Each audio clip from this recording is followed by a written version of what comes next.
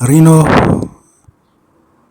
izuva renhanhatu rekuverengwa kweOmer, asi tichiri tava papart 3. Takambokupai part 1 nepart 2 inoenderana neukama pakati penyu muri mukati memba neukama huripo pakati penyu naMwari. Zvino takutaura ukama hwose tichinyanyorerekerawo navamwewo. Amen. Takaenda pana Luka 6 tikatangira pana verse 27. Tinonzwa ukama huripo pakati pedu navavengi venyu. Aya ari mashoko aishe wedu Jesu Kristu. Ukama huripo pakati pangu nomuvengi wangu. Zvikanzi, asi ndinokuudzai imi munondinzwa kuti idai vavengi venyu, itai zvakanaka kuna avo vanokuvengai, ropafadzai vanokutukai, nyengetererai vaya vanokunetsai.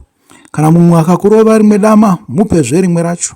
Kana mumwe akakutorera nguo yako yokunze, usamudzivisa kutorawo nguo yomukati. Amen. Makambonzwawo zvichinzi, zvikanzi ndakarohwa newakarurama, mazodzo pamusoro pangu. Asi kana ndakarohwa nemunhu wakaipa, zvikanzi handidi kuva pakati pavanhu vakaipa. Zvinoda kuti mufungisise pamusoro peinzwi iroro nevhesi 29 inoti, kana mumwe akakurova rimwe dama, mupezve rimwe racho.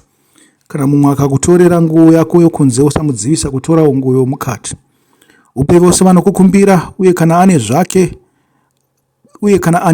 akatora chinhu chako, usagombedzera kuti chidzoke.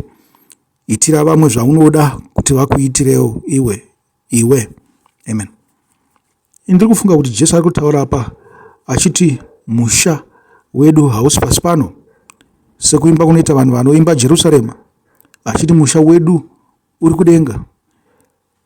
Tikanyanyotarira zvinhu zvapasi panapa, hakuna kwatinosvika, tinopedzisira tapinda taita savanhu vapasi pano. Nokuti zvinhu zvose zvakaipa izvi zvinoitwa navanhu vapasi pano vakaipa. Tikazviisa mazviri, tinopedzisira taita saivo. Izvoro Jesu Kristu ari kutaura kuti ngapave nemutsauko pakati pevanhu venyika napavanotenda kwaari. Nekuti kana asiri kutonzwisisa achida kukutorera nguo yako yokunze, akakwanisa kuitora, chii chichamutadzisa kukutorerawo nguo yomukati? Muri kupanzwa? Munhu asingadzoreki kawo, munhu ari kutsvaga kuita sei? Kurwisana, imbavha, igororo, imhondi. Chaachatozongopedzisira aita ndechekukuuraya. Zvino kana uchida kutiza neupenyu hwako, womupa zvako icho chauroda kurwirana naye nacho. Asi kana une simba, unofunga kuti angakutorere chinhu ichocho? Haangakutorere. Dzimwe nguva haatokwanisa kana kusvika pauri kuti azotaura manzwi iwawo. Anoziva kuti apa ndinokwanisa kurohwa. Kana une simba, unongomuudza kuti chimbozviedza uone zvandinokuita. Ndinokuranga kana baba vako namai vako vasina kukuranga. Ndiwo matauriro emunhu akarurama. Anoziva kuti munhu iyeye akabva pauri achaenda akanotambudza mumwe. Nekuti unenge usina kumuranga. Asi wakamuranga, achaziva. Akaenda ana mavanga, haazopota achiita zvaanenge achiita izvozvo. Kune munhu wose zvavo. Achazvibata. Itira vamwe zvaunoda kuti vakuitirewo iwe. Kana uchida vaya vanokuda, mubayiro wako uchagova weiko. Kunyange navatadzi vanoda vavo vanovada. Amen. Apa pokuti itira vamwe zvaunoda kuti vakuitirewo iwe,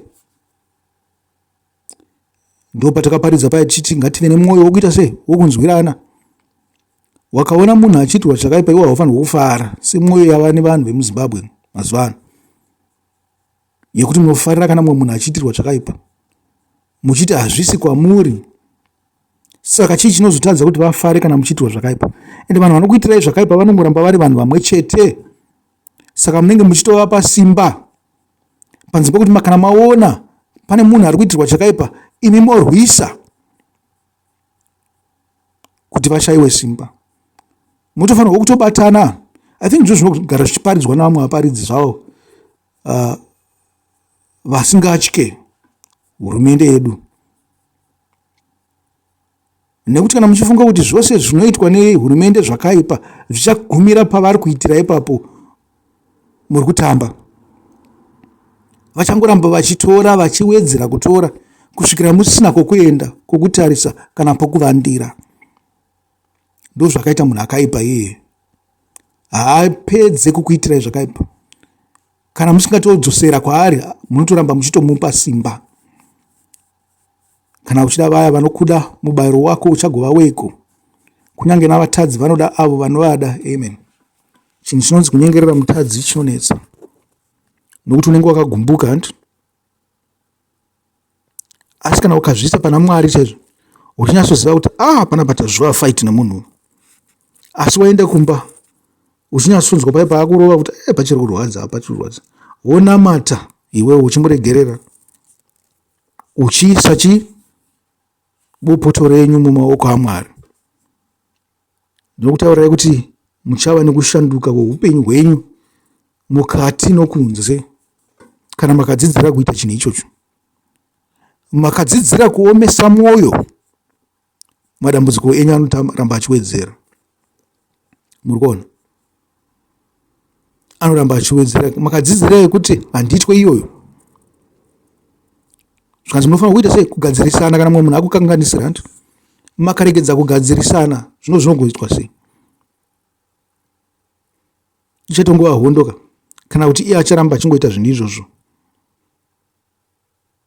Dzimwe nguva unenge usina simba hongu, unenge wakamomoterwa nemhomo yavanhu vanenge vachikurwisa. Kana wokuti angakuenzanisire panenge pasina, vanhu vacho vanenge vakangofanana. Saka vanhu vachienda muhutorwa, vamwe vanhu vachibva panzvimbo dzavakanga vagere vachienda kumwe, nekuti vanoziva kuti mufungo wevanhu venzvimbo iyoyo wakaipa. Vatadzi vanoda avo vanovada. Zvikanzi mutadzi chaiye mhondi gororo, unomuona achiitira munhu wemhuri yake zvakanaka. Unotomuona achitouya netumagirosari manheru kumba. Unotomuona achitotengerawo mwana wake bhutsu kana masokisi kana bhurugwa.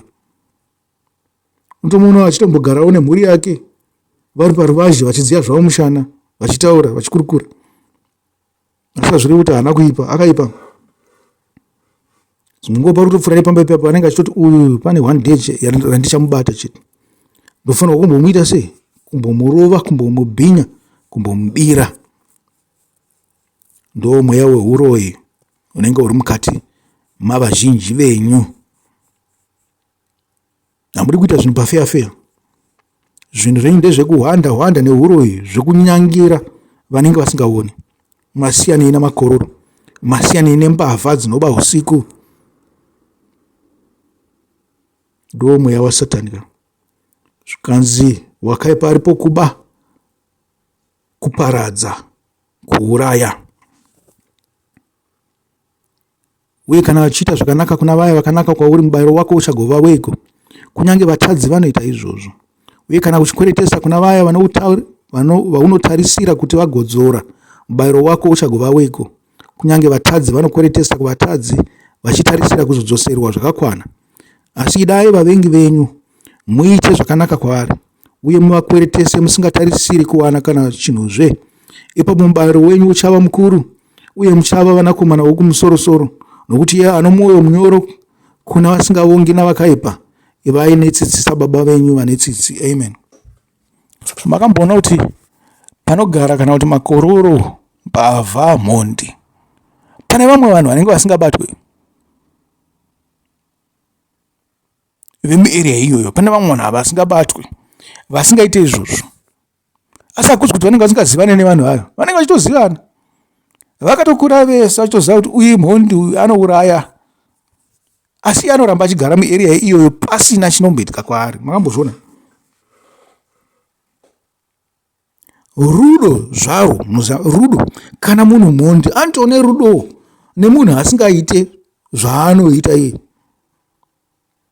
Newe une rudo nekuti kugara pakati pavo rutori rudo, nyange zvako uchivenga zvavanoita.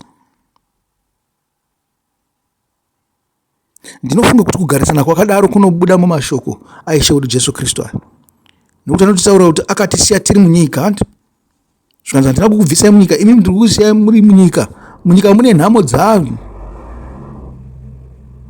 Zvikanzi asi hamungapedzi maguta ose ndisati ndadzoka. Pamunenge muchitiza nhamo dzenyu dzamunowana mukati menzvimbo dzamunenge mugere. Kana uchitambudzwa pane rimwe guta unoenda kune rimwe antu, unoramba uchishifta uchifamba. Icho chakuita kuti ushifte kuti ufambe, pane chinhu chiri kuda Mwari mauri. Ndicho ichocho chokuparidza shoko. Ndiye ari kukusundira dzimwe nguva, ari kusundira nhamo idzi kwauri. Okay, uye atida iwo varoi, vanhu vakaipa vari kukuitira zvakaipa. Kukupusha kwavari kukuita ikoko, Mwari might approve, anokwanisa kubvuma kuti zvinhu zvakadaro zviitike, nekuti pane chimwe chinhu chaari kuda pauri. Arikuda kuti ushumire. Anoziva kuti wakagara kanzvimbo wakagara 10 days, vanhu vepamwe vachakuvenga, vogokudzinga, vogotanga kushupa, wogoenda kune rimwe guta, wonopupura futi 10 days, wodzingwa zvakare. Ndosaka zvichinzi mukristu haana musha panyika. Iwe wakazoona paunogara uchiti itekeshere, hakuna kana anokunetsa, hakuna kana chakaipa chinoitika kwauri. Dzimwe nguva unenge usiri mukristu akakwana. Unenge uchingozvitiwo uri mukristu, asi Mwari anenge asingaone mutsauko wako navaye vakaipa. Anenge achiona kuti uri kungogarisana navakaipa. Zvinochifungisisa mashoko aya.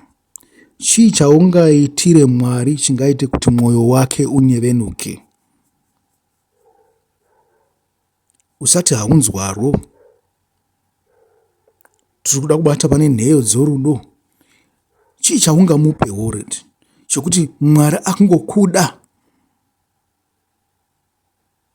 rikandiko kuteerera inzwi rake, zvaanenge achirayira wakazvinzwisisa wozviita.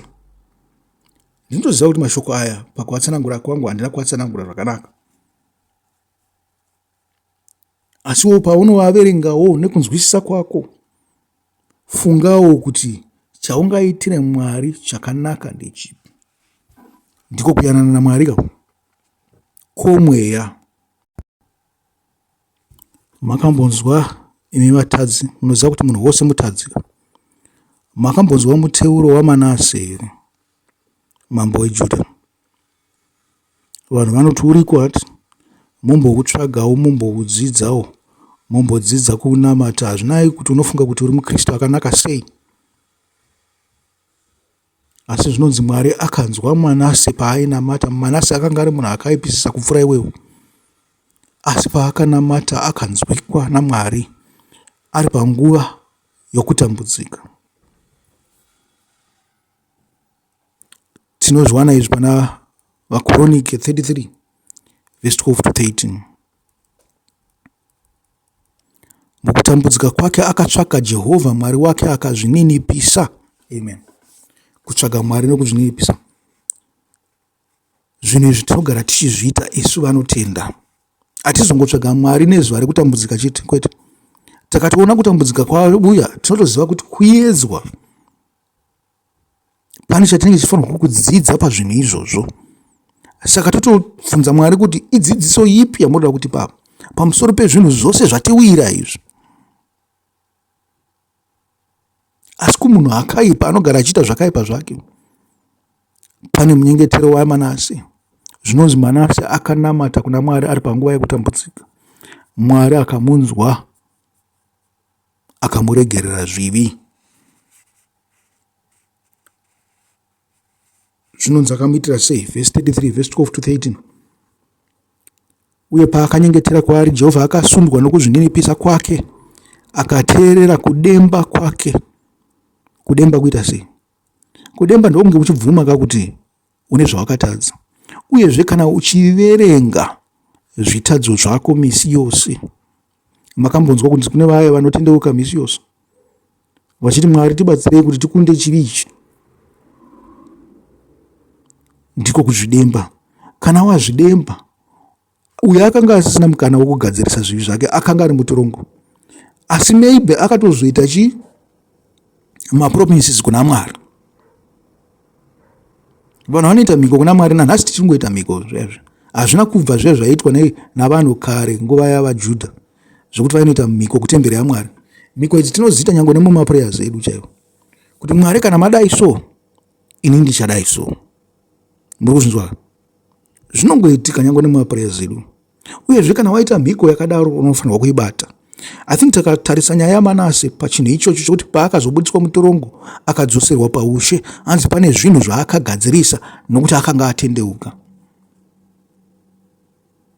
Akademba zvaakanga aita zvakaipa, zvikanzi akanoparadza zvose zvaakanga aita zvakaipa, akagadzirisa akaita zvinhu zvakanaka. Muri kupanzwa? Kuparadza chivi chawamboita ndokubvisa chivi wozoita zvakanaka. Zvikanzi saka akamudzosa kuJerusarema uye kuumambo hwake. Ipapo Manase akaziva kuti Jehovha ndiMwari. Mushure maizvozvo akavakazve rusvingo rwokunze rweguta raDhavhidhi kumavirira kwechitubu chepagihoni mumupata kusvika pavanopinda napo pasuo rehove. Akakomberedza chikomo cheOferi akachiitawo kuti chinyanye kukwirira. Akamisa vakuru vehondo mumaguta ose ana masvingo muJudha. Akaparadza vamwari vose vedzimwe nyika. Akabvisa chifananidzo kubva mutemberi yaJehovha neariteri dzaakanga avaka pachikomo chitemberi nomuJerusarema, akadzikanda kunze kweguta. Ipapo akavakazve aritari yaJehovha, akabayira zvipiriso zvokuwadzana nokuvonga pairi, uye akataurira Judha kuti ashumire Jehovha Mwari waIsraeri. Zvisinei, vanhu vakaramba vachibayira panzvimbo dzakakwirira, asi vachibayira kuna Jehovha Mwari wavo chete.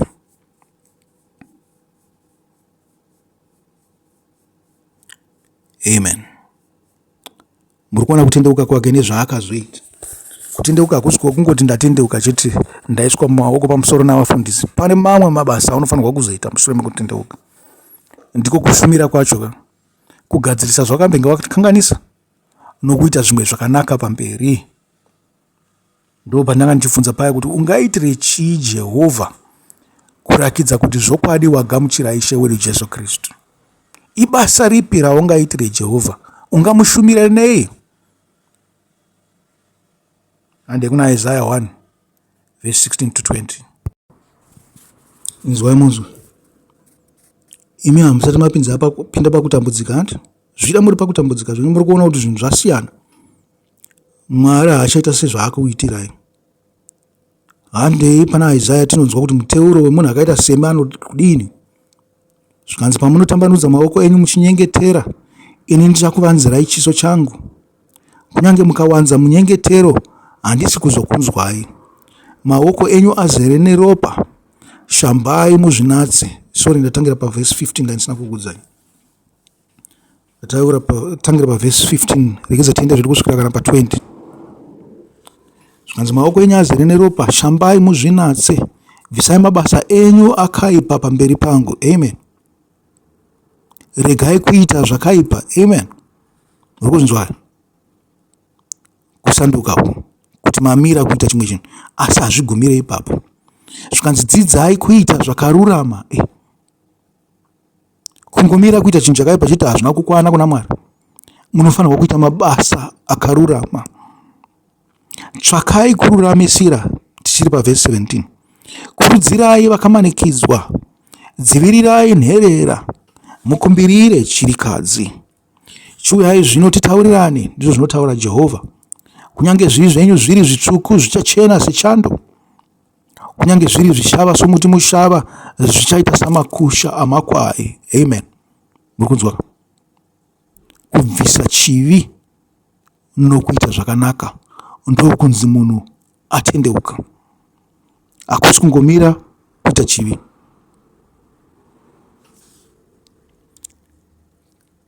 ndokutaurirana kwacho naMwari.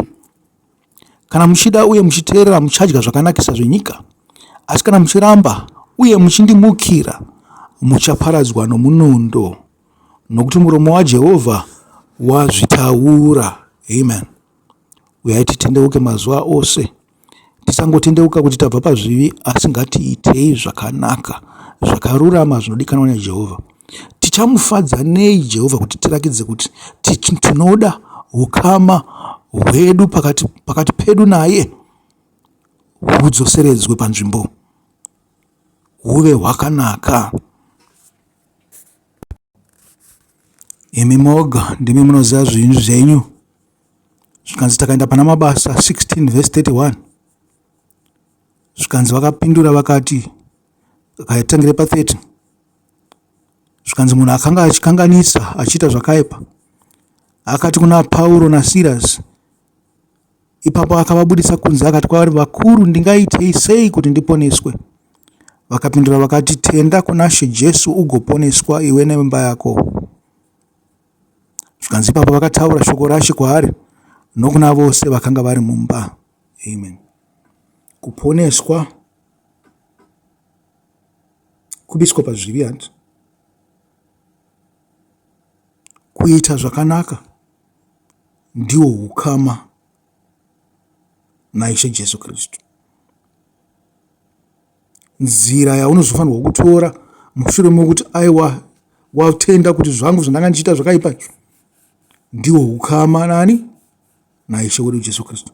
Ndizvo zvikutaura kuti zvivi zvenyu zvisatara zvachena sechando, kana kuti zvaita samazaya echando, kana kuti samakushe amakwai. Muri kuzvinzwa? It's a process. Hakungozi kungodzi tamunamatirwa namufundisi chete zvatoguma ipapo. Ndosaka chechi dzedu dzichirwara idzi, nokuti kazhinji tinenge tiri muzvivi zvedu, tiri mukereke, tichifunga kuti kutenda kwedu kuya kwatakaita nokunamatirwa nokugamuchirwa mukereke zvakakwana. Kwete, pane mabasa atinofanirwa kuita noupenyu hwatinofanirwa kurarama. Ezekiel 3 verse 16 to 21, yambiro kuvaIsraeri. Shure kwekupera kwamazuva manomwe, shoko raJehovha rakasvika kwandiri richiti, mwanakomana womunhu, ndakakuita nharirire yeimba yaIsraeri.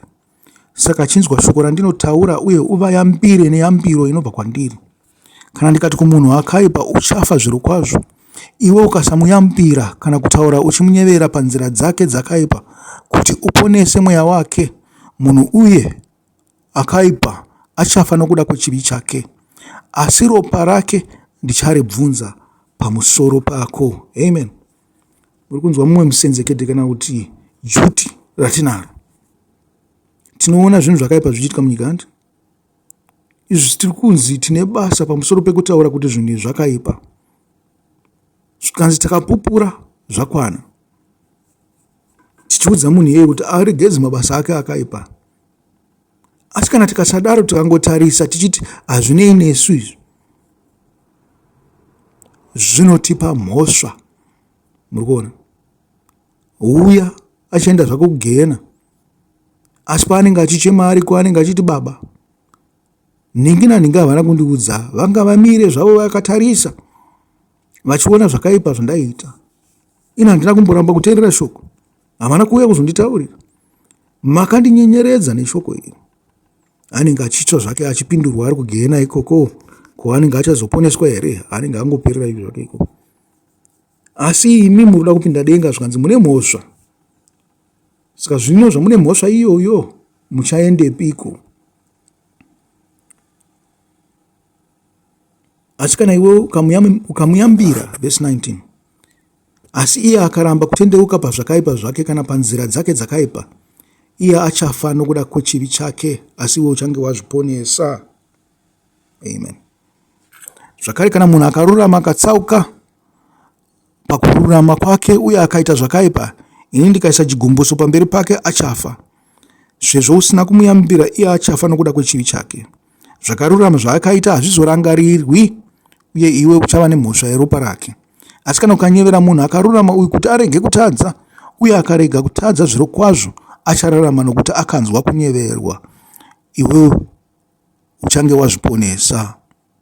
Amen. Ndo basa ramunaro mumakereke. Makungotarisana mumakereke muchiona vanhu vanotadza muchingowasiya vakadaro muchiti havana basa remi. Munoona panotadzwa navanhu mukereke muchivasiya muchivatya zvimwe nokuda kwokuti vane zvigaro. Asi zviri kunzi ibasa renyu rokupupura kuti ninge ari kutadza pakati. Zvikanzi unotoenda kwaari womutaura kuti zvauri kuita izvi zvakaipa. Ufa hwekutendeuka pazvinhu zvake. Akarambawo ndo paunoenda kune mumwe unotaura kuti zviri kuitwa nanhingi nanhingi zvakaipa. Dai aregedza kuita zvinhu zvaari kuita izvi. Kana vasina kukuteerera zvikanzi chizvisa kukereke yose vanhu vazive zvakaipa zviri kuitwa nemunhu. Kuti kungonanga uchinopupura kumberi kwekereke yose kuti ninge ari kuita zvakaipa. Hameno zvimwe zvinangwa zvaunenge unazvo. Enda kumunhu utaure naye uti tinoda kuti usanduke utendeuke pachivi chake. Ndo basa renyu iroro samakristu. Ndo zvamunofanirwa kuitira Mwari izvozvo.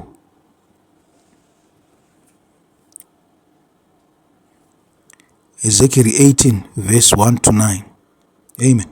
Nekuti makasaregedza kudaro ndo zvinozoitika kuna Ezekiel 18 verse 1 to 9. Hatendei kuti tinonzwa kuti inotiki. Ezekiel 18 inoti shoko raJehovha rakasvika kwandiri richiti, munoreveiko vanhu imi zvamunodzokorora tsumo iyi pamusoro penyika yeIsraeri muchiti madzibaba akadya mazambiringa anovava, meno avana akaita ugugu. Zvirokwazvo noupenyu hwangu ndizvo zvinotaura Jehovha, hamuchazodzokorerizve tsumo iyi muIsraeri, nokuti mweya mupenyu mumwe nomumwe ndowangu, baba pamwe chete nomwanakomana wose saizvozvo ndevangu. Mweya unotadza ndiwo uchafa. Ngatiti pane munhu akarurama anoita zvinhu nokururamisira uye nokururama haadyiri pashongwe dzezvifananidzo mumakomo kana kutarira kuzvifananidzo zveimba yaIsraeri. Haasvibisi mukadzi womuvakidzani wake kana kuvata nomukadzi ari kumwedzi. Haamanikidzi mumwe munhu asi anodzorera rubatso rwaakatora pachikwereti. Haaiti zvougororo asi anopa zvokudya zvake kune vane nzara uye anopfekedza vakashama. Haareve chimbadzo paanokweretesa kana kutora mhindu yakakurisa. Anodzivisa ruoko rwake kuita zvakaipa uye anotonga zvakarurama pakati pomunhu nomunhu. Anotevera mitemo yangu uye akatendeka pakuchengeta mirayiro yangu. Munhu uyo akarurama, zvirokwazvo achararama, ndizvo zvinotaura Ishe Jehovha. Ngatiti ane mwanakomana anoita zvechisimba, anoteura ropa kana chimwe chezvinhu izvi, kunyange baba vake vasina kumboita chimwe chaizvozvo. Anodya pashongwe dzezvifananidzo mumakomo, anochinya mukadzi womuvakidzani wake, anomanikidza varombo navanoshayiwa, anoita zvougororo, haadzorere zvaakakwereta, anotarisira kuzvifananidzo, anoita zvinonyangadza, anokweretesa achireva chimbadzo uye anotora mhindu yakakura. Munhu akadaro achararama here? Kwete, haangararami. Nokuda kwokuti akaita zvinhu izvi zvinonyangadza achafa zvirokwazvo uye ropa rake richava pamusoro pake. Amen. Apo pari kutaurwa pamusoro pevanhu vanoziva Mwari. Mwanakomana anoziva Mwari nokuda kwababa vake.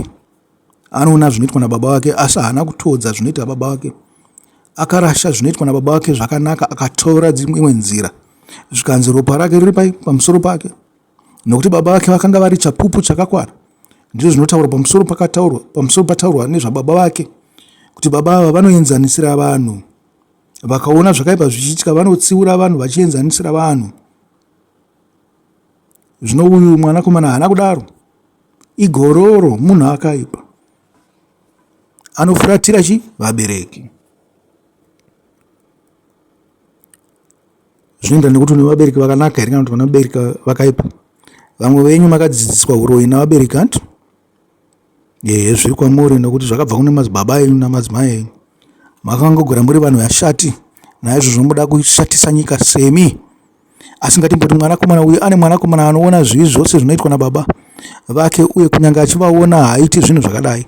Haadyi pashongwe dzamakomo kana kutarisira kuzvifananidzo zveimba yaIsraeri.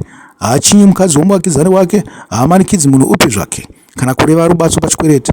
Haaite ugororo asi anopa zvokudya zvake kuna vaya vane nzara uye anopfekedza vanoshaya zvipfeko. Anodzivisa ruoko rwake kutadza uye haareve chimbadzo kana mhindu yakakura. Anochengeta mirayiro yangu nokutevera mitemo yangu. Haangafi nokuda kwechivi chababa vake. Zvirokwazvo achararama. Asi baba vake vachafa nokuda kwechivi chavo, nokuti vaita zvinhu nokumanikidza, vakapamba nomunun'una wavo uye vakaita zvakaipa pakati pavanhu vavo. kunyange zvakadaro munobvunza muchiti mwanakomana anoregerereko kuva nemhosva yezvakaipa zvababa vake, sezvo mwanakomana akaita nokururamisira uye nokururama, uye kuti akanga akangwaririra kuchengeta mitemo yangu, iye achararama zviro kwazvo. Mweya unotadza ndiwo uchafa. Mwanakomana haangagovani nababa vake pamhosva yavo, uye baba havangagovani mhosva yavo nomwanakomana. Kururama kwowakarurama kuchava pamusoro pake, uye kuipa kwowakaipa kuchava pamusoro powakaipa. Asi kana akaipa akatendeuka kubva pazvivi zvaakaita uye akachengeta mitemo yangu, akaita nokururamisira uye nokururama, zviro kwazvo achararama, haangafi zviro kwazvo. Kudarika kwake kwose kwaakaita hakungarangarirwi. Nokuda kwezvinhu zvakarurama zvaakaita, iye achararama. Ko, ndingafarira rufu rwowakaipa here? Ndizvo zvinotaura Ishe Jehovha. Asi handifari here pavanotendeuka kubva panzira dzavo kuti vararame. Asi kana munhu akarurama akatsauka pakururama kwake, akaita chivi uye akaitawo zvinonyangadza zvinoitwa nomunhu akaipa, angararama here? Zvakarurama zvaakaita hazvizorangarirwi nokuda kwemhosva yekusatendeuka kwaanako, uye nokuda kwezvivi zvaakaita, iye achafa zviro kwazvo. Amen. Hatimboisai full stop ipapo. Timbotaura pamusoro pekuti imi pane zvamunodzidza nababa venyu, namadzibaba enyu, hati modzokorodza zvinhu zvinoitwa namadzibaba enyu izvozvo zvokwadi. Ndo panozobuda tsimo iya yekuti chi madzibaba akadya mazambiringa anovava, vana vavo vakava neugugu. Tinoturidzira patsika dzimwe dzinoitwa namadzibaba edu dzakaipa, zvikanzi hatitendeuke kubva kurudzi rumwe kusvikira kune rumwe, from one generation to another. Zvinongoramba zvichitakurwa nenzira yemhuri, tikaparara tose serudzi kubva kutanga kwaro kusvikira kwokupedzisira kwaro, nekuda kwechivi chimwe chete. Tofanirwa kutendeuka pane zvakaipa zvedu tigova vanhu vakarurama. Kana munhu akarurama akatsauka akaita chivi, achafa nokuda kwechivi chake, nokuda kwechivi chaakaita achafa. Asi kana munhu akaipa akadzoka pane zvakaipa zvake zvaakaita, akaita zvakarurama nokururamisira, achaponesa mweya wake, nokuti anorangarira kudarika kwake kwose kwaakaita, uye anotendeuka kubva panzira dzake, zviro kwazvo achararama, haangafi. Asi imba yaIsraeri inoti, nzira yaJehovha haina kururama. Nzira dzangu hadzina kururama here, imi imba yaIsraeri? Ko, hadzisi nzira dzenyu dzisakarurama here? Naizvozvo imi imba yaIsraeri ndichakutongai, mumwe nomumwe zvaakafanira nzira dzake, ndizvo zvinotaura Ishe Jehovha. Tendeukai, dzokai pakudarika kwenyu kwose, ipapo chivi achingakuisirei pasi. Rasai kudarika kwenyu kwamakaita, mufuke mwoyo mutsva nomweya mutsva. Ko, muchafirei imi imba yaIsraeri? Nokuti handifariri rufu rwomunhu upi zvake, ndizvo zvinotaura Ishe Jehovha. Tendeukai mururame. Amen. Ko, imba yaIsraeri yakazotendeuka here? Haina kutendeuka here. Kutouya kwaIshe wedu Jesu Kristu kutoratidza kuti vakanga vakonewa. Zvakare zvakanga zvaguma izvi, zvakavhariswa naIshe wedu Jesu Kristu. Muri kupaona ka? Hakusina kumwe kutendeuka kwavachaita kune chekuita nana Jakobho naAbhurahama naIsaka, zvakaguma izvi. Kutendeuka kwose kwavanofanirwa kuita ndeko kutora Ishe wedu Jesu Kristu. Vakaramba vakabatira pachinhu chinonzi Jakobho kana kuti chinonzi Abhurahama naIsaka, vachaparara. Makarambawo imi makabatira pazvinhu zvamadziteteguru enyu, musingatarisise kuti zvakanaka here kana kuti zvakarurama, munoparara nemiwo. Mwari akomborera mashoko ese ataverengayo. Ndinovimba kuti tadzidza kuti tingagadzirise sei ukama hwedu naIshe wedu Jesu Kristu noukama hwedu naMwari. Pamusoro pezvo tinofunga kuti taona kuti tingagadzirise sei ukama mukati memhuri dzatinoberekwa tiri. Ukama pakati pedu namadzimai edu navana vedu, ukama hwemhuri imwe chete. Pamusoro pezvo ukama navavakidzani vedu. Kuti chii chatinofanirwa kuita chinoita kuti Mwari anga achifara munyika yose iyoyo yavanhu vose ivavo yatinenge tigere pairi. Hama dzangu, ndicho chidzidzo chokupedzisira chezuva retanhatu rekuverengwa kweOmer chisarai.